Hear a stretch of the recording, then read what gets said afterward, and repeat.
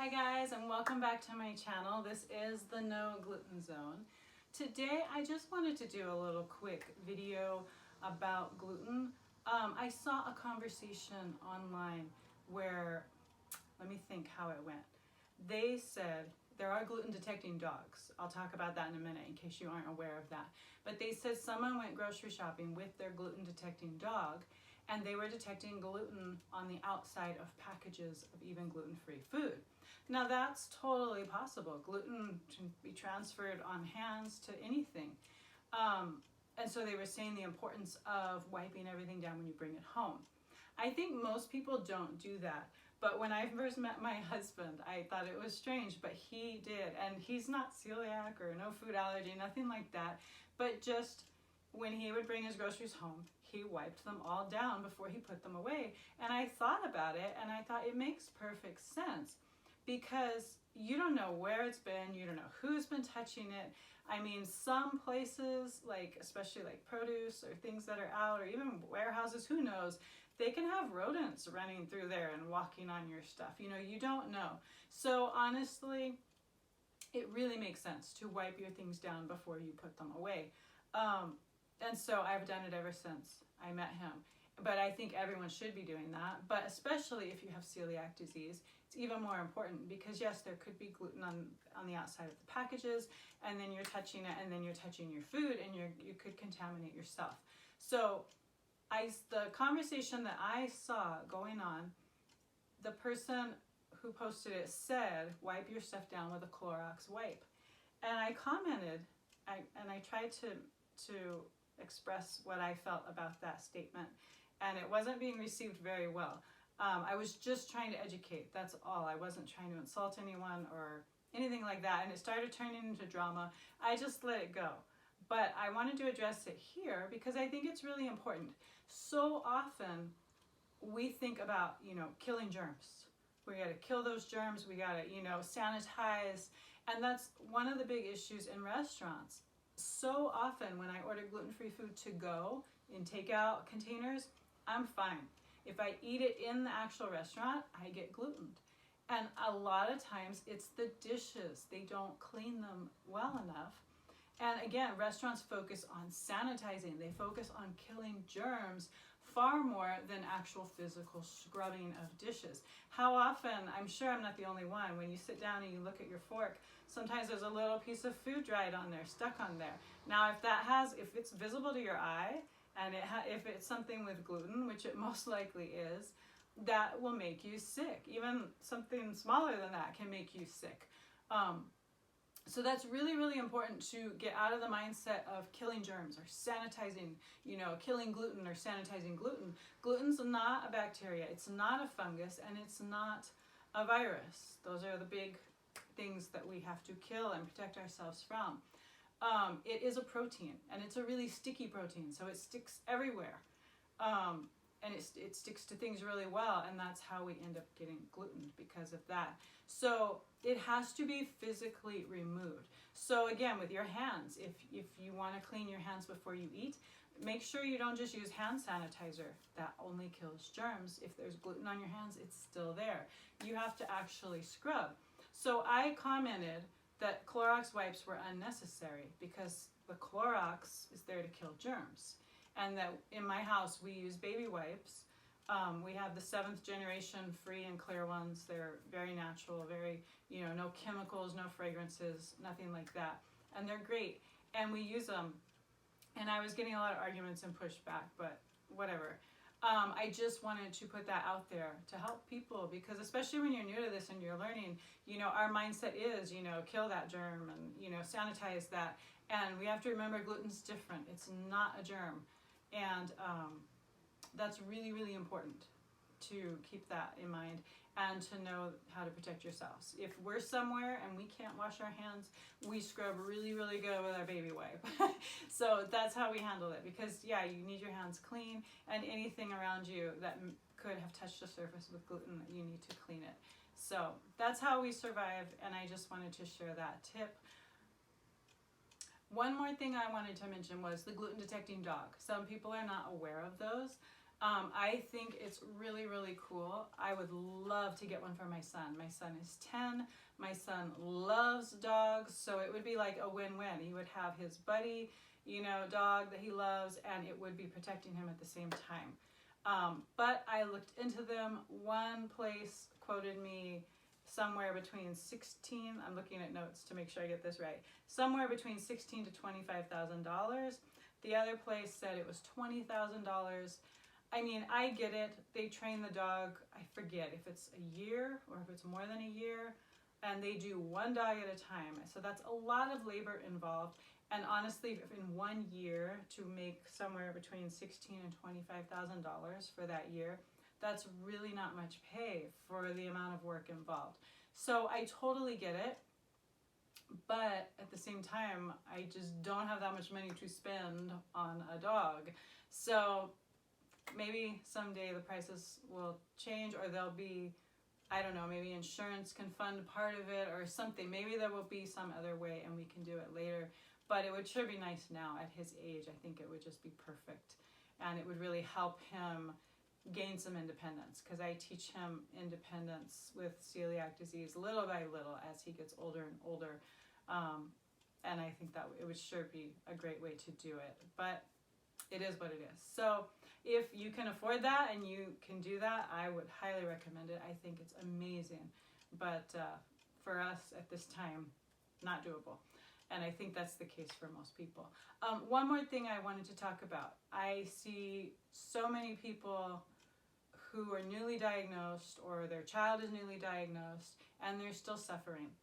And most people say like, oh, you remove corn or remove soy, remove dairy, and those things might help. But most of the time, it's that you're getting cross-contaminated from somewhere, or gluten from somewhere. And when you're new at it, you don't understand where it's coming from. So I wanted to share that information because, you know, first examine everything and look really, really close at your life and your home and your environment, your work environment. You know, look for potential sources where you're being contaminated before you start altering your diet and removing anything other than gluten.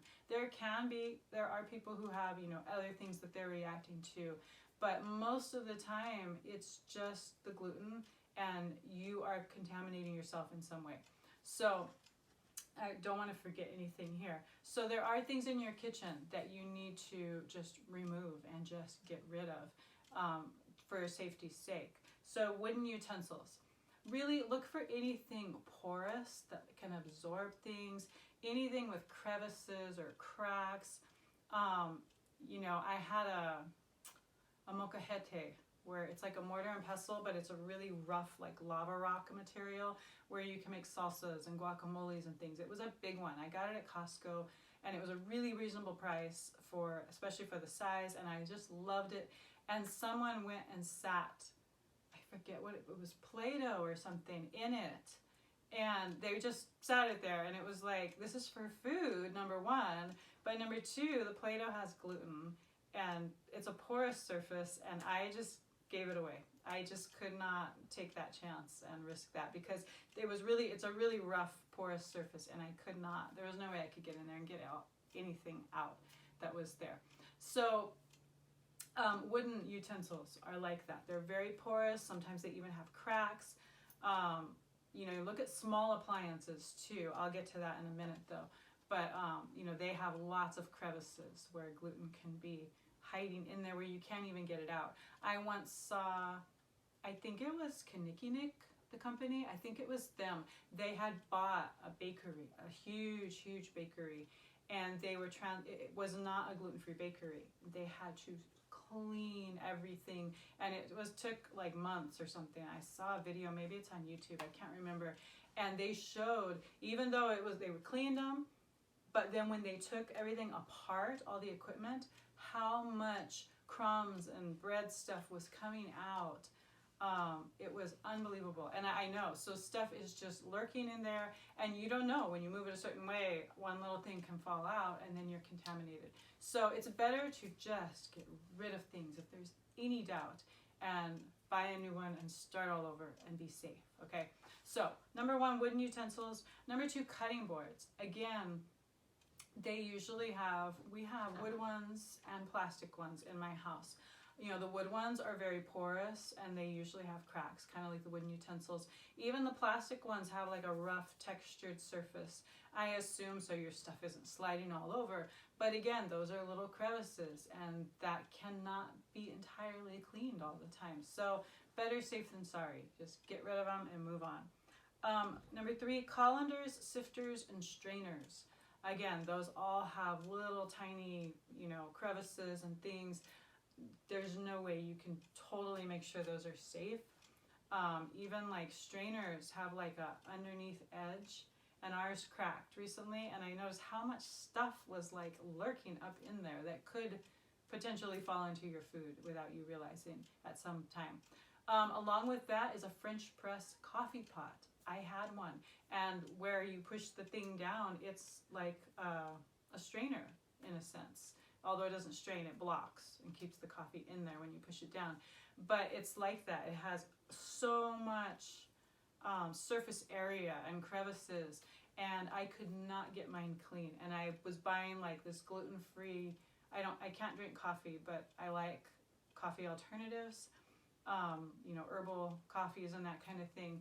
I really enjoy those because I was never one who drank coffee for the caffeine. I liked decaf. I liked the taste of coffee. So I love the herbal coffees because they kind of give me the taste of it. And I was buying ones that were like certified gluten-free and putting them in my French press. And it was like, no, I'm getting gluten. Like, these are not gluten-free. And then I realized it was the French press coffee pot itself. And I had to throw it out and get a new one. And then I was fine. So that's another one to look at. A toaster, that one's pretty obvious. There's tons of crumbs that hide and lurk up all in different places, whether you have a toaster oven or a regular toaster. Regular toasters are worse, but I wouldn't trust a toaster oven either. Just get a new one, okay? Non-stick pans, again, their surface is, you know, it can harbor little things kind of like the cutting board does too. Wooden rolling pins, again, it's wood. Just like cutting boards and wooden utensils, they can have all the crevices and they're porous, they absorb things. Cast iron. This one, I see what they're saying because it kind of has that rough texture, but we have cast iron. We love cast iron. We have stainless steel stuff too, but we really love our cast iron because they're so non-stick, you know, for eggs, for pancakes, we make quesadillas, we make all kinds of stuff that we make in the cast iron that we like better than stainless steel. We do use stainless steel for some things, but most of the time we're using cast iron. We love cast iron. Some of the stuff we have couldn't be replaced. We couldn't find it anymore. And so we scrubbed it down really, really thoroughly and good. We used steel wool. We scrubbed several times. We re-seasoned it. And I have not gotten gluten from it. So I would recommend replacing it if you can, but if you can't, you know, it's possible that you can scrub it good enough because it's metal. It's not like wood where it's porous, it absorbs things. But again, it's safer to replace it if you can. But and then waffle iron. So this is like the small appliances I mentioned earlier where there's lots of crevices in there. There's waffle irons. We had a panini maker, and we had I forget what they're called. They're still out there, but they're not as popular as they used to be. Like, I think back in the 90s, they were super popular, where you would put bread and a filling and close it up and lock it up, and it would turn it into like two little triangle. It would split the sandwich in half and bake it, and it would be like two little triangle like turnovers almost. And I loved that thing. I would put everything in there and make little pies. They were like little pies. It was wonderful, but I threw that thing out because there was so many crevices on it, and I could see stuff lurking in there, and I just said no. I think they still sell them. Someday I'll probably get another one, but I haven't yet. I don't know how it would work with gluten-free bread, but I assume like a toaster, it would toast and it would be okay. Pot holders, oven mitts. I would think you could wash them, but I guess they're cheap enough to just be safe and replace them. And then muffin tins and cake pans. So yeah, any of the baking stuff, really take a good look. Even your mixer, like really make sure you clean, if you're gonna keep your mixer, because they're pricey, especially if you have a stand mixer, you know, really, I mean, every time I'm done using mine, I wipe it all down, and there's always like stuff hiding, you know, batter that's splattered and that kind of thing. So if you do keep it, make sure you do a really thorough clean. And then on the actual attachment, the beater attachment, not the, I mean, yeah, the whisk too, but mostly I use that flat one on my stand mixer. And even that, like the little corners, I mean, I wash that thing so good and it looks clean, and then when it dries, sometimes there's like crusty stuff there showing. So just make sure, if you're gonna keep those things, which I understand due to cost, stand mixers are not cheap, just make sure you do a really, really thorough job on that. Also, step back, look at your house, look at your environment, you know, and look at your bathroom, everything you put on your body. So especially your face, that's like anything that can get in your eyes, your nose, your mouth. Take a good look at those things. I've been gluten from face wash. I mean, maybe I'm just sloppy, but seriously, it always, like a small amount of face wash gets on my lips. And I tested a face wash and found that it had gluten in it in the past, because something was, I could tell it was like a really small amount of gluten, but I was reacting, and I found it. But you know, toothpaste, dental floss, look at, you know, your chapstick or your lipstick especially, but any face makeup, any face product. And then too, you know, I go as far as hair products, body products, all of that. Take a really good look and really contact companies or NEMA test them.